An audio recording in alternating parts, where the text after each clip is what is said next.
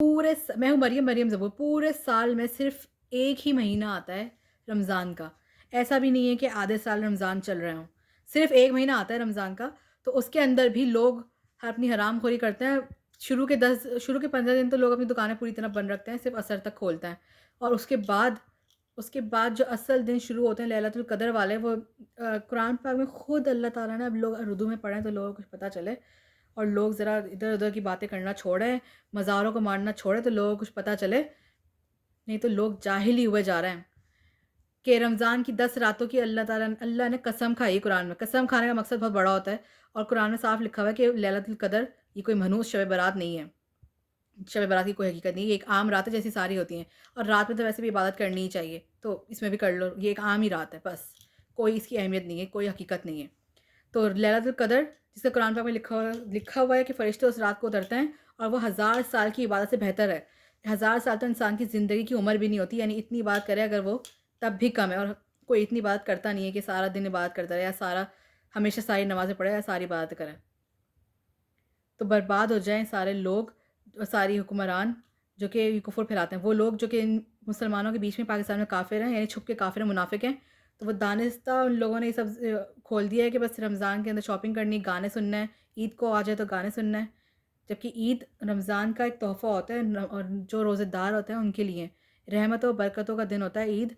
उसमें दुआएँ कबूल होती हैं, वो बहुत ज़्यादा अच्छा पाक साफ़ दिन होता है, तो उसमें गाने सुनने का कहीं से भी कोई कॉन्सेप्ट नहीं है कुरान में, और अल्लाह की तरफ से कोई इजाज़त नहीं है। और रमज़ान के आखिर के 10 दिन वो तो बहुत ही ज़्यादा बाबरकत और कीमती है, कोई सी भी रात हो सकती है वो। हमें पूरे 10 दिन इबादत करनी चाहिए ताकि हमें लैलतुल क़द्र की इबादत का सवाब मिल जाए। तो उन्हीं दिनों में लोग बाज़ार खोलते हैं और शॉपिंगों की तरह रश होता है, और जो शॉपिंग कर चुके थे पहले वो भी बस घूमने के लिए बाहर निकलते हैं और समझते हैं कि ये तो घूमने के दिन है। तो भई जिसको भी घूमनी है, आवारागर्दी करनी है, जो काफ़िर है इनके अंदर, वो उनको हम नहीं जानते, पर ये मुल्क अल्लाह के नाम पे बना है, यहाँ आवारागर्दी नहीं चलेगी लोगों की। तो बर्बाद हो जाएँ सारे लोग, वो सारे सियासतदान, हुक्मरान, सारी मज़हबी जमातें। कभी भी मैंने जुम्मे के खुतबे में नहीं सुना कि किसी ने पैगम्बरों का कोई ज़िक्र किया हो। सहाबा किराम का ज़िक्र लेके बैठ जाते हैं। सहाबा किराम जो थे, यानी जो वो लोग थे जो अहमद सल्लल्लाहु अलैहि वसल्लम को जिन्होंने देखा, उनके उनके ऊपर ईमान लाए थे, तो वो लोग अच्छे हैं, वो उन्होंने उनके साथ जंगें लड़ी। पर ऐसा नहीं कि ये कुरान पे में कहीं नहीं लिखा कि उनको जो है उनको जानना ज़रूरी है। उन लोगों को जानना बिल्कुल भी ज़रूरी नहीं है, सिर्फ़ कुरान को जानना ज़रूरी है और अल्लाह की सारी बातों पे अमल करना ज़रूरी है। तो कहीं पे भी किसी पैगंबर का ज़िक्र नहीं होता, जबकि पैगंबर की ज़िंदगी को देखते हुए इंसान को सब्र और इंसान को अपने कामों में आगे बढ़ने का हौसला मिलता है। पैगंबरों का कोई ज़िक्र नहीं होता। आधे से ज़्यादा मस्जिदें जो हैं मज़ाहिरों की हो गई हैं, बाकी शियाओं की हो गई। तो शियाओं अपना रोना लेके बैठ जाते हैं, पूरे साल इन कौम पे अज़ाब है, एनी टाइम ये कौम रोती रहती है। और बाकी जो हैं वो सहाबा किराम को लेके बैठ जाते हैं, क्योंकि देवबंदी, क्योंकि वो तो अल्लाह को मानते नहीं। देव की पूजा कर बंदगी करने वाली जमात है, नाम से ही साफ ज़ाहिर है। जानवर तारिक जमील, जो तारिक जमील के लोग होते हैं ये भी ऐसे ही हैं कि बस औरतों को ढूँढने का काम होता है। तारिक जमील भी, इसकी बहुत सारी वीडियोज़ मौजूद हैं। जो बच्चा होगा उससे मिलने की कोशिश करेगा, या लड़का मिलने की कोशिश करेगा, या आदमी मिलने की कोशिश करेगा, तो उसको ये मुँह बना के झड़क देता है और औरतों को फ्लैंक किस कर रहा भी है। बर्बाद हो जाए तारिक जमील, नेस्त और नाबूद हो जाए, जो सिर्फ़ औरतों में ही घुसा रहता है और औरतों को देखता है। देखेगा तो बस देखता ही रहेगा। ऐसी ही इसकी जानवर कौम है, ये जंगलियों की तरह निकलते हैं उधर से। आयशा मंजिल के ऊपर जो इनका इदारा है, ये बर्बाद हो गई। आयशा मंजिल पे तारिक जमील की बड़ी मस्जिद नेस्त और नाबूद हो गई है। कुफ़र के जहाँ काम होता है। और मीठों के चैनल खोल दिए हैं। मीठे जो है अपनी ख़राब मज़ारी वीडियोज़ डाले जा रहे हैं, कोई इनको रोकने वाला नहीं है। कुछ भी कोई मज़ाक बना के रखा हुआ है दीन का। बर्बाद होंगे ये लोग सारे। अल्लाह के दुश्मन हैं ये लोग, अल्लाह के दुश्मन, अल्लाह से दुश्मनी करते हैं। सब कुछ जानते बूझते हुए ये कुफ़्र करते हैं और मज़ारों को मानते हैं। बर्बाद होंगे ये लोग, मज़ार को मानते हैं। मज़ारों को पाकिस्तान में इतना बढ़ावा दिया किसने? पीपल्स पार्टी ने। कलंदर का उर्स हो रहा है तो उसको न्यूज़ में दिखा रहे हैं। क्यों? क्यों? ये तो कुफ़्र है ना। क्यों दिखा रहे हैं? उसका उर्स हो रहा है, बुड्ढे हरामखोर का जो भी है वो मर गया साला कुत्ता हरामज़ादा, तो उसका उर्स हो रहा है, दिखा रहे हैं हरामखोर कहीं का। उर्स क्या उर्स लगा के रखा हुआ है ये, हरामखोरी करके रखी हुई है। न्यूज़ में उर्स दिखा रहे हैं। उसके मज़ार पे तो बम मार देना चाहिए, एटम बम फट, न्यूक्लियर पावर उसी के मज़ार पे फट जाए, जाके सारे मज़ारों पे फट जाए। सारे न्यूक्लियर पावर फट जाएँ, जो कि बकवास बिल्कुल बेहुदा बनाया इन लोगों ने, कोई फ़ायदा नहीं है इसका न्यूक्लियर पावर का। बर्बाद हो जाए पाकिस्तान का न्यूक्लियर पावर और बर्बाद हो जाए इंडिया के पास न्यूक्लियर पावर जो भी है। फ्रांस का न्यूक्लियर पावर नेस्तो नाबूद हो जाए, अमेरिका का न्यूक्लियर पावर नेस्तो नाबूद हो जाए। अमेरिका के सारे हथियार और सारे फ़ौजी अड्डे, सारी एयरफोर्स सारी, नेवी अमेरिका की बर्बाद, नेस्तो नाबूद, मलिया अमीर रजा, एलन मस्क तू बर्बाद नेस्तो नाबूद हो जाए। टिकटॉक हरामखोर बंद हो गया था, तूने फ़ौरन ख़रीद के उसको खोल दिया। हर बुराई को तू खोलना चाहता है और हर अच्छाई को तू ख़त्म करने की कोशिश में लगा हुआ है। बर्बाद होगा तू एलन मस्क, और तू मार्स पे तो जा ही नहीं सकता। बर्बाद होगा तू, मार्स किसके लिए बना रहा है तू फ़ज़ूल में। बर्बाद होगा तू, एलन मस्क तो नेस्तो नाबूद होगा, तुम्हारी टेस्ला कंपनी नेस्तो नाबूद होगी। तुम सिर्फ़ जादू के लिए काम कर रहे हो, तुम कोई आवाम की अच्छाई के लिए काम नहीं कर रहे। तुमने एआई खोला, घटिया ऐप है वो।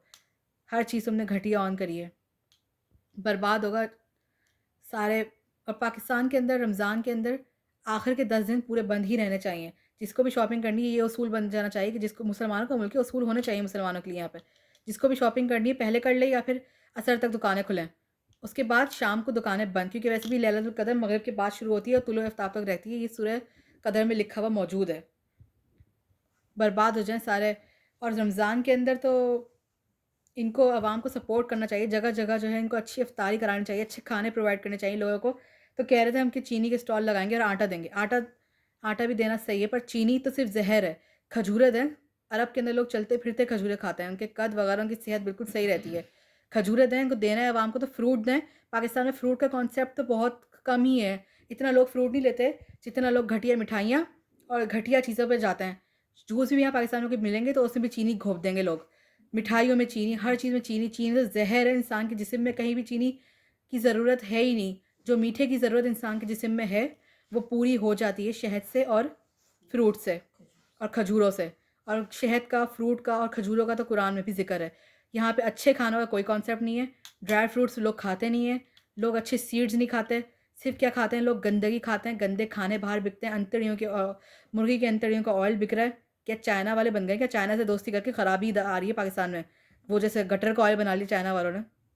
गटर का ऑयल, गटर मतलब जो खा रहे हैं वो गटर में जा रहा है, फिर उसी को दोबारा खा रहे हैं। पागल हो चुके हैं चाइना के लोग, जाहिल गवार। चाइना का ये तरीका था, ये अंतड़ियों का ऑयल बनाना। चाइना के लोग तो पोटी तक पका के खा लेते हैं, गाय की वगैरह इन सब की, खाने में बना के, खाने की तरह। इतने गंदी, सबसे नापाक कौम है।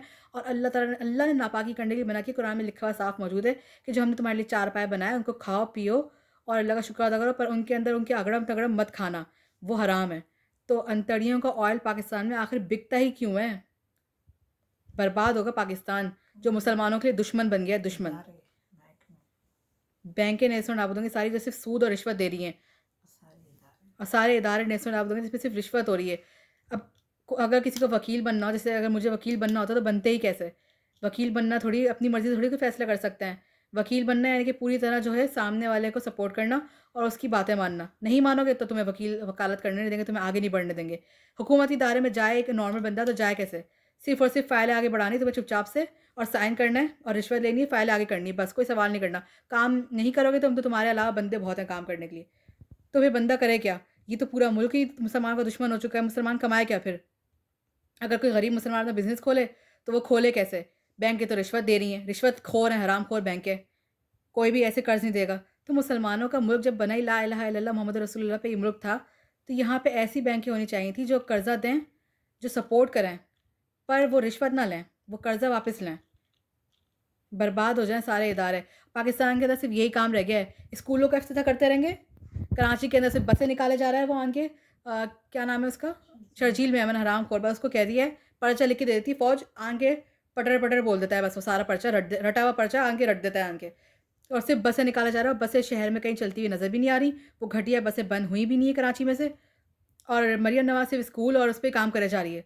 जबकि स्कूलों में क्या पढ़ाते हैं? जब हम 9th क्लास में थे, ये भी कोई ज़्यादा पुरानी बात नहीं है, ये 2019 की बात है। तो क्या वहाँ पे पढ़ाते थे? व्हाट इज़ कीबोर्ड और अबकस क्या होता है और ये सब क्या होता है? तो इतनी पुरानी ज़माने की पढ़ाई पढ़ाएँगे तो किसका पढ़ने का दिल चाहेगा?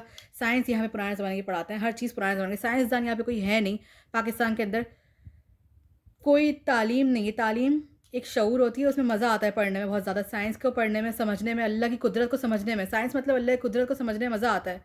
पर यहाँ पे तालीम ही नहीं है। कंप्यूटर को समझने में मज़ा आया, पर यहाँ पे कंप्यूटर में क्या पढ़ाते हैं? 9th क्लास के अंदर पढ़ा रहे हैं कि व्हाट इज़ कीबोर्ड। तो कौन पढ़ेगा फिर? बच्चे रट्टा लगाते हैं। तो मरियम नवाज़ सिर्फ़ स्कूल खोल रही है, यहाँ से बसें इजाद के वो कह रहे जा रहे हैं कि बसें बनाएँ हमने, बसें मँगवाई, बसें नज़र भी नहीं आती। और शहबाज शरीफ, नवाज़ शरीफ सिर्फ़ रोड बना रहे हैं, बकवास। और कोई काम ही हाँ, नहीं है पाकिस्तान में, सिर्फ जादू के काम होते हैं, वही होता है, हाँ, उसी पे पैसा खर्च होता है, बाकी कोई नहीं। और आधे से ज़्यादा पैसा तो औकाफ वाले इदारा खा लेता है। औकाफ का इदारा जो कि मज़ारों को, यानी पाकिस्तान का पैसा ज़्यादा से ज़्यादा हराम में लगेगा तो कैसे पाकिस्तान बनेगा। औकाफ का इदारा हराम का, जो कि उसके लिए है, मज़ारों के लिए है। और मस्जिदों को इतना गंदा करके रखते हैं पाकिस्तान की मस्जिदों को। टॉयलेट इतने गंदे होते हैं कि दूर से गुजरो तो बदबू आएगी, जबकि मस्जिद के पास से गुजरो तो खुशबू आनी चाहिए, तो दूर से गुजरो तो बदबू आएगी। इतना गंदा मस्जिदों का हाल किया हुआ है सदर के अंदर और पूरे पाकिस्तान के अंदर, जगह जगह जहाँ भी मस्जिद हैं। किसी हाई स्टैंडर्ड में मस्जिद मस्जिद होगी एरिया में, जैसे डिफेंस में, तो वहाँ ऐसा नहीं है। पर ज़्यादातर पाकिस्तान में गरीब एरिया ही है, कराची में ख़ासतौर पर। सिर्फ डिफेंस का फेस 8 ही रह गया, अच्छा बाकी डिफेंस भी पूरा ख़राब हो चुका है। तो कराची के तो पूरा गरीबों का पता नहीं, पुराने ज़माने का जला हुआ एरिया बना के रख दिया है। बर्बाद होंगे सारे पाकिस्तान के सियासतदान, फ़ौज और अदालतें। अदालतें जो बचाने की कोशिश करे जा रही। सलमान अकरम नेस्तो नाबूद होगा, जो उन हरामखोर कुत्तों को बचाने की कोशिश कर रहा है, जो कि 2-2 हज़ार रुपये लेके काम करते हैं, जो कि आईएसआई के कुत्ते हैं। आईएसआई कुत्तों को बचाने की कोशिश करे जा रहा है। आईएसआई कुत्तों को फ़ौज की तरफ से सज़ा मिली है, क्योंकि फ़ौज के कुत्ते थे वो, तो उनको सज़ा तो मिलनी ही थी।